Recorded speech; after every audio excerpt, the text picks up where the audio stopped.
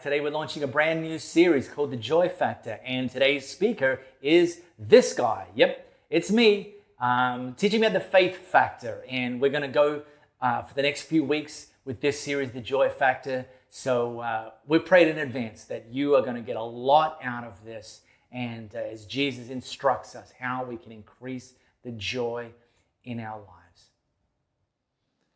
Well, hey there, Elevate family. Great to have you with us today. I want to start with a question right off the bat. Very simple question. Here it is. Are you happy? I mean, here we are still wading through a pandemic after 2+ years. We're 1 month into steady stream of news reports about the war and the invasion and the atrocities happening in the Ukraine. Many countries around the world, there's inevitable chatter about interest rate rises and what that's going to mean for households with a mortgage in particular. And so I wonder if you had to identify your current level of happiness by a theme song, would your theme song be Pharrell Williams' Happy, or would your theme song be the Rolling Stones' I Can't Get No Satisfaction? I'm kind of thinking maybe the most honest answer that we can give sometimes is, well, it depends. It depends on when you ask me, the time of the day. If you're a morning person, ask you in the morning, you're happy. If you're an evening person, ask you in the evening, you're happy. Maybe the day of the week, if you love your job, Monday, you're happy. If you don't like your job, Friday, you're happy.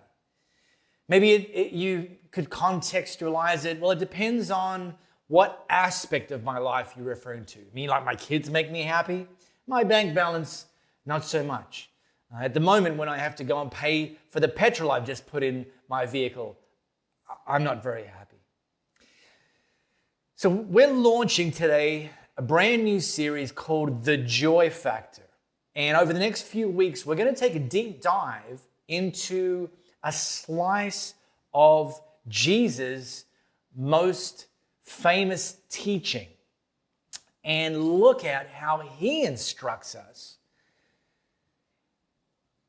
towards being able to experience joy in our lives. So I want to drop us in there right now. If you've got your Bible app, pop that open to Matthew chapter 5. I'm going to drop us into the Message version. Before I do, let me give you the context or the backstory. Jesus had recently just handpicked his 12 disciples, which is something that rabbis did. He had hit the road with them throughout the region of Galilee, and Matthew records that Jesus literally healed everyone, every sickness, every disease that he encountered. And so probably comes as no surprise that his fame and his popularity and his notoriety was spreading, not just throughout Galilee, but beyond. And people were bringing friends, family, loved ones to wherever Jesus was in the hope that he would be able to heal them as well. And so I want to pick up right in a moment where Jesus had a crowd gathered around him, and he did this. Matthew records when Jesus saw his ministry drawing huge crowds, he climbed a hillside. Those who were apprenticed to him, the committed, climbed with him. Arriving at a quieter place, he sat down and he taught his climbing companions. And this is what he said. You're blessed when you're at the end of your rope. With less of you, there's more of God and his rule. He uses this word blessed. We might overlay happy. We might overlap joy. When Jesus used this word blessed, let's define terms. It means the state of being singularly favored by God. The notion that God doesn't just love the world, he loves you. And beyond that, he doesn't just love you, he actually likes you. And so in this slice of what's actually a part of the Sermon on the Mount, become known as the Sermon on the Mount, Jesus taught what has been labeled the Beatitudes. And in the Beatitudes, Jesus instructed 9 situations where we can count ourselves blessed. And he teed off with this first one. You're blessed when you're at the end of your rope, which seems paradoxical, but I'm going to get to that. With less of you, there's more of God and his rule. Let's rewind 15 years. In 2007, Steve Jobs took to the stage and introduced the world to the very first touchscreen smartphone, the iPhone, 2007. And I remember having dinner with a friend several months later who'd actually purchased the iPhone. And I was curious, what does this thing do? And so I asked my friend, what does it do? And he's so excited. He got his iPhone out and he said, look, there's this app that if it's a glass of beer, and if you tilt the phone, it drains the beer. I was like, yeah, okay. Anything else? Oh, yeah. He says, yeah, there's this other app that you can push it and it makes fart noises. And I was like, okay. Needless to say, I didn't buy one at the time. Not very impressed. Very much an optional tech device 15 years ago. But let me ask you a question today. When was the last time you went 24 hours without touching your smartphone? For things like text messaging, doom scrolling Instagram, sending and receiving email, using a search engine, YouTube videos, food delivery orders, Wordle, and the list goes on. There's actually now officially a medical condition called smartphone finger. Yeah.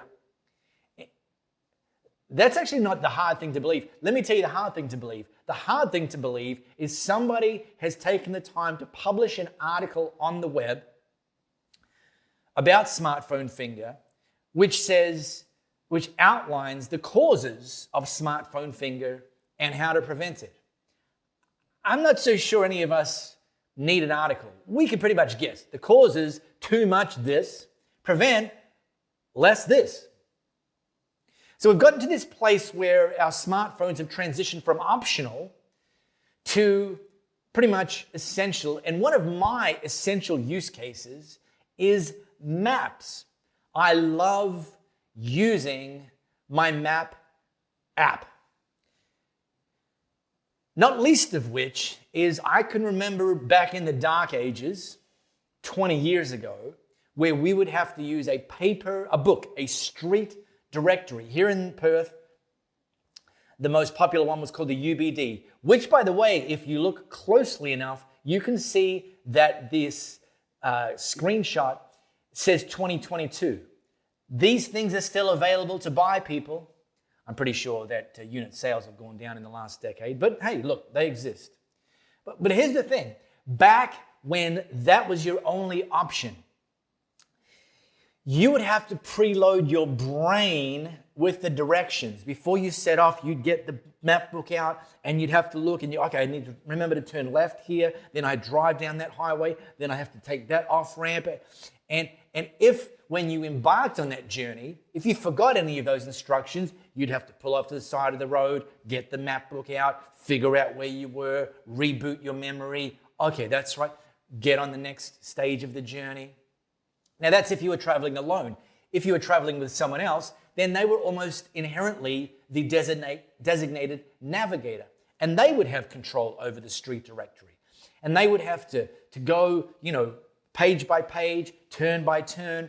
By the way, the pages didn't just go like one page and then as you get to the end of the map to the next. No, sometimes you'd have to jump 12 pages just by the way this street directory was indexed.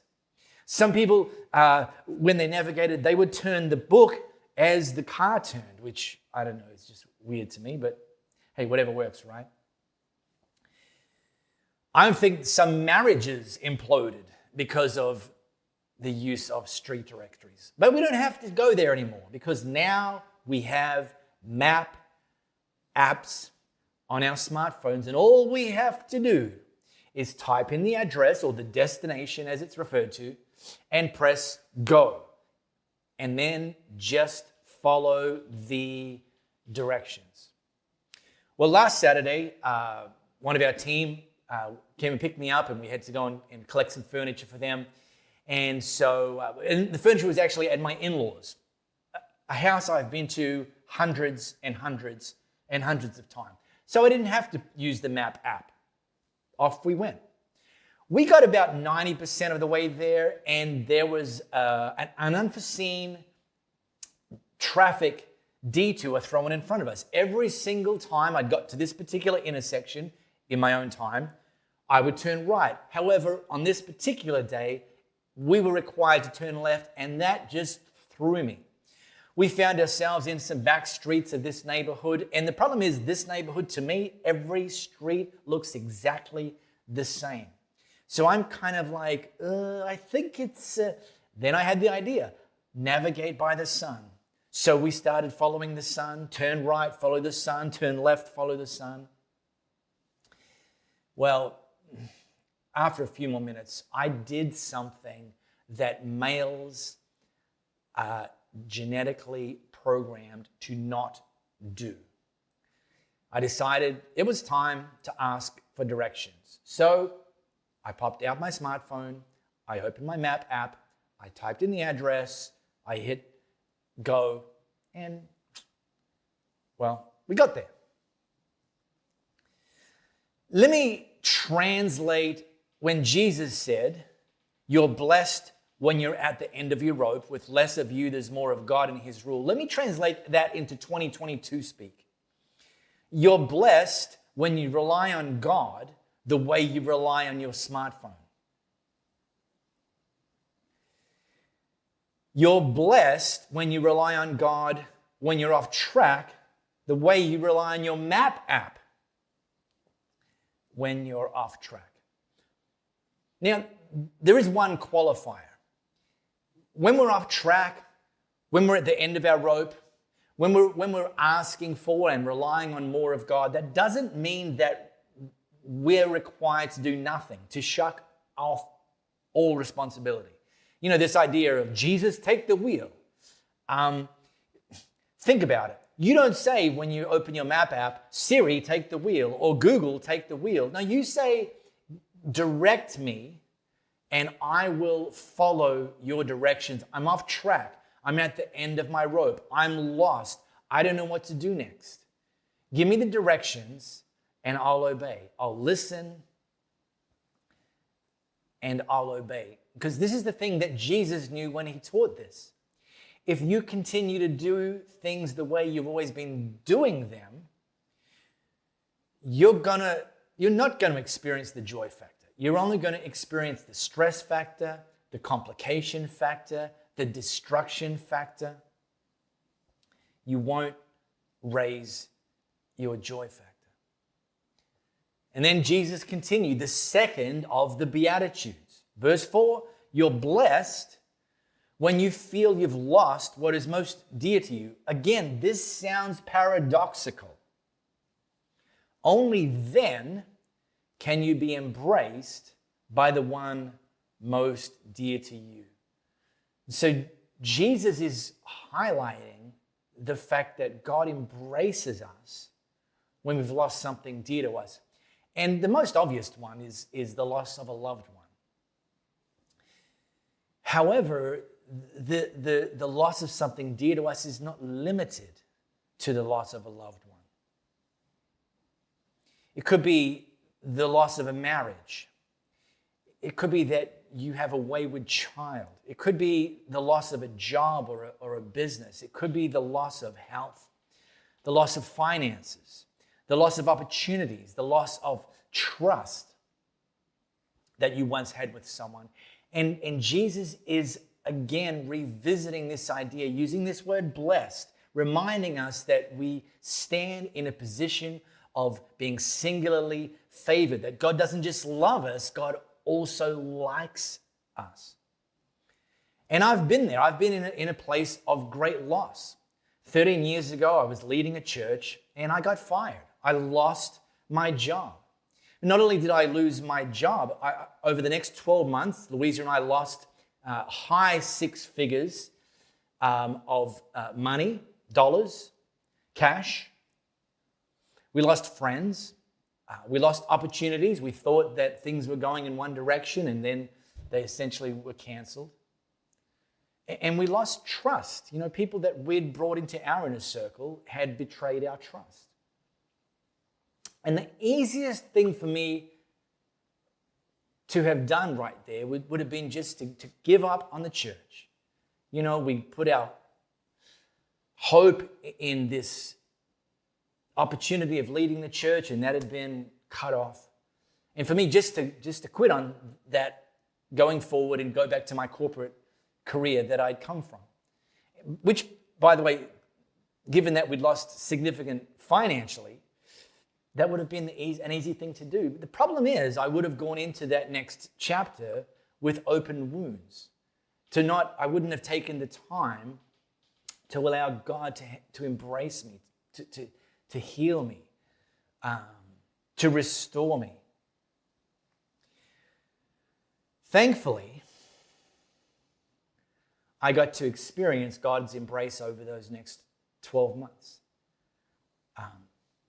And I know that sounds a little vague, a little like God embraced you. What does that mean? Well, I can actually tell you it came in very tangible ways.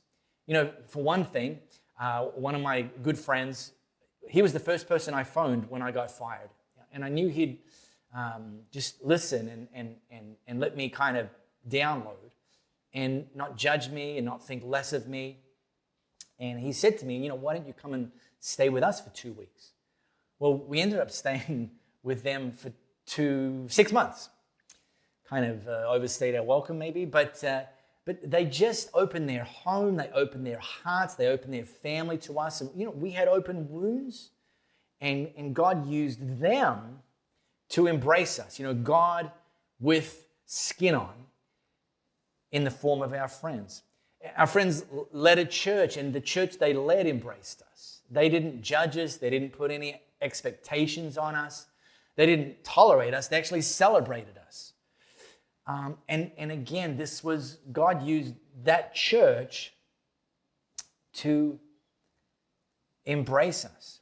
But, you know, I also remember one day, and there's this underlying thing in me, you know, we thought we were doing God's will. We thought we were venturing into this next chapter, that he was going to cause things to go well for us, and they didn't. And me wondering, you know, like, what's wrong with me?